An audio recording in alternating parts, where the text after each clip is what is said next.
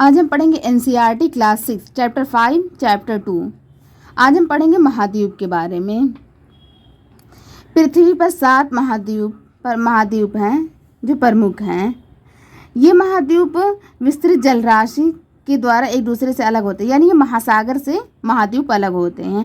इन महाद्वीप में एशिया महाद्वीप, यूरोप, अफ्रीका, उत्तरी अमेरिका, दक्षिणी अमेरिका, ऑस्ट्रेलिया और अंटार्कटिका महाद्वीप।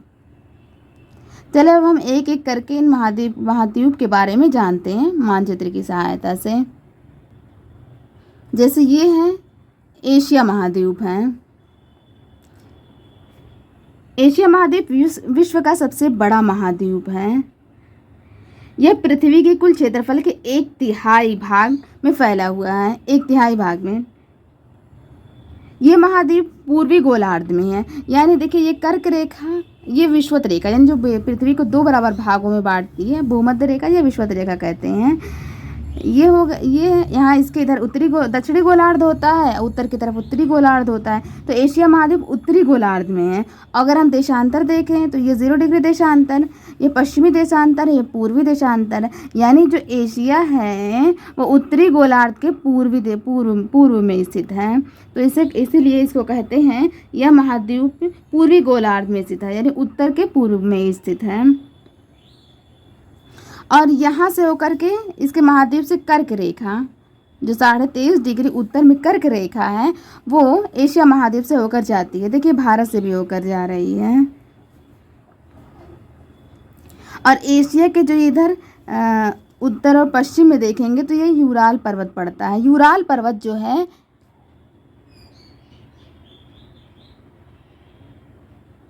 यूराल पर्वत जो है वो यूरोप और एशिया को अलग करता है। और एशिया महाद्वीप तिब्बत का पठार, जो सबसे बड़ा पठार है वो है, और हिमालय पर्वत भी पड़ता है। और अगर हम यूरोप और एशिया के दोनों भागों का संयुक्त भूभाग को हम क्या कहते हैं, यूरेशिया कहते हैं। यानी यूरोप और एशिया यूरेशिया कहते हैं। और इसके बाद हम पढ़ते हैं यूरोप महाद्वीप के बारे में। यूरोप महाद्वीप जो है ये एशिया से छोटा महाद्वीप है, और इसकी स्थिति जो है एशिया के पश्चिम में है। यानी एशिया के पश्चिम का एरिया ही होगा, तो एशिया के पश्चिम में है ये, क्योंकि यहाँ यूराल पर्वत से अलग हो रहा है दोनों ना। और यहाँ से आर्कटिक वृत्त, यहाँ बनाया नहीं है, लेकिन यहाँ 66.5 डिग्री जो आर्कटिक वृत्त है वहाँ ये यूरोप से होकर के गुजर रही है, वो एशिया से भी होकर गुजरती है। और ये 3 तरफ यानी समुद्र यानी पानी से घिरा हुआ आर्कटिक महासागर, अटलांटिक महासागर, ये बीच में जो है अटलांटिक महासागर है, और भूमध्य सागर, इनसे घिरा हुआ है। और फिर अब हम बात करेंगे, यहाँ देखिए आल्प्स पर्वत भी पड़ता है, आल्प्स पर्वत। और अब हम बात करेंगे अफ्रीका महाद्वीप की। ये देखें, अफ्रीका एशिया के बाद विश्व का दूसरा सबसे बड़ा महाद्वीप, यानी एशिया के बाद इसका नंबर आता है सबसे बड़े महाद्वीप में। हाँ, और लेकिन यहाँ देखिए एक विशेषता इसकी ये है कि यहाँ से 0 डिग्री भूमध्य रेखा, यानी जो पृथ्वी को 2 बराबर भागों में बांटती है वो रेखा, और कर्क रेखा, मकर रेखा, यानी 23.5 डिग्री उत्तर की तरफ जो कर्क रेखा है, और 23.5 डिग्री जो दक्षिण गोलार्ध में मकर रेखा, वो तीनों रेखा यहाँ से होकर गुजरती है। ये देखिए 0 डिग्री, और ये कर्क रेखा 23.5 डिग्री, और ये मकर रेखा है। लेकिन इसका बहुत बड़ा भाग अफ्रीका का उत्तरी गोलार्ध में, देखिए ये ज़्यादा वाला भाग उत्तरी गोलार्ध में, और दक्षिणी गोलार्ध में कम भाग है। और उसके यहाँ देखिए सहारा मरुस्थल, जो विश्व का सबसे गर्म और सबसे बड़ा, मतलब सबसे गर्म रेगिस्तान और सबसे बड़ा रेगिस्तान है, ये यहीं पर है। ये देखिए, और इसे मतलब अटलांटिक महासागर, दक्षिणी सागर और यह हिंद महासागर, इनको घेरे हुए हैं अफ्रीका महाद्वीप का। और यहाँ सबसे लंबी नदी जो है नील नदी, यहाँ से होकर गुजरती है। और फिर हम पढ़ेंगे उत्तरी अमेरिका महाद्वीप। उत्तरी अमेरिका महाद्वीप यहाँ से लेकर के यहाँ तक है। यहाँ पर रॉकी पर्वत है, अपलेशियन पर्वत है। और ये तीसरा सबसे बड़ा महाद्वीप है, ये दक्षिणी अमेरिका। ये जो दक्षिणी अमेरिका इसके नीचे है, ये वाला दक्षिणी अमेरिका, इससे एक ये पनामा जल संधि है, उससे जुड़ा हुआ है। स्थल संधि है, यानी स्थल से स्थल को जोड़ रही है, इसलिए इसको स्थल संधि कहेंगे। इसके द्वारा ये जुड़ा हुआ है।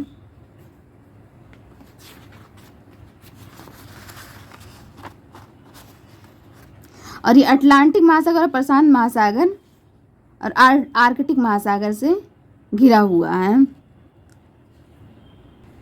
अब हम बात करेंगे दक्षिणी अमेरिका की। दक्षिणी अमेरिका प्रशांत महासागर और अटलांटिक महासागर से घिरा हुआ है। यहाँ पर विश्व की सबसे लंबी पर्वत श्रृंखला एंडीज पर्वत, यहाँ देखिए उत्तर से लेकर दक्षिण तक यहाँ पाया जाता है। यहाँ पर विश्व की सबसे बड़ी नदी अमेजन नदी पाई जाती है।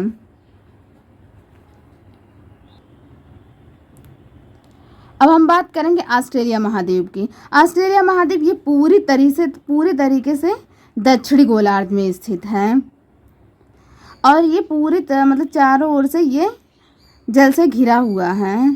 प्रशांत महासागर, हिंद महासागर, ये सब पूरा घिरा हुआ है। ये विश्व का सबसे छोटा महाद्वीप है। ये पूरे चारों तरफ से पानी से घिरे होने के कारण इसे द्वीपीय महाद्वीप कहते हैं। इसे भारत तीन तरफ से पानी से, यहाँ ये वाला प्रायद्वीप वाला एरिया घिरा हुआ है तीन तरफ से, इसलिए प्रायद्वीपीय भारत कहते हैं। और ये चारों तरफ से पानी से घिरे होने के कारण इसे द्वीपीय महाद्वीप कहते हैं।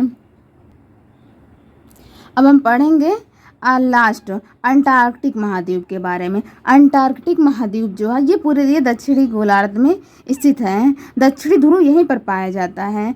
ये पूरे वर्ष बर्फ से ढका रहता है। दक्षिण ध्रुव यहाँ स्थित होने के कारण ये पूरा बर्फ से ढका रहता है और यहाँ पर मानव जीवन नहीं पाया जाता है। बहुत से देशों ने यहाँ पर शोध केंद्र खोला हुआ है। भारत ने भी खोला है।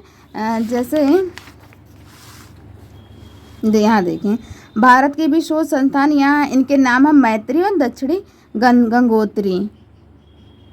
अब आज हम इन सातों महाद्वीप के बारे में पढ़ें। एक चीज़ और यहाँ पढ़ लेते हैं, जल संधि और स्थल संधि के बारे में। जल संधि पानी का सकरा भाग होता है जो दो बड़े जलराशियों और समुद्रों तथा महासागरों को एक दूसरे से जोड़ता है। जैसे देखिए यहाँ भारत है, भारत और श्रीलंका, यहाँ पर स्थल नहीं, ये जल संधि द्वारा जुड़े हुए हैं। इस संधि का नाम है पाक जल संधि।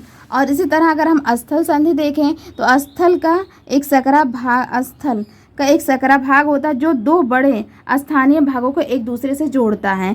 जैसे देखिए उत्तरी अमेरिका और दक्षिणी अमेरिका, ये दोनों जल से नहीं स्थल से जुड़े हुए हैं। इसी को कहते हैं पनामा स्थल संधि।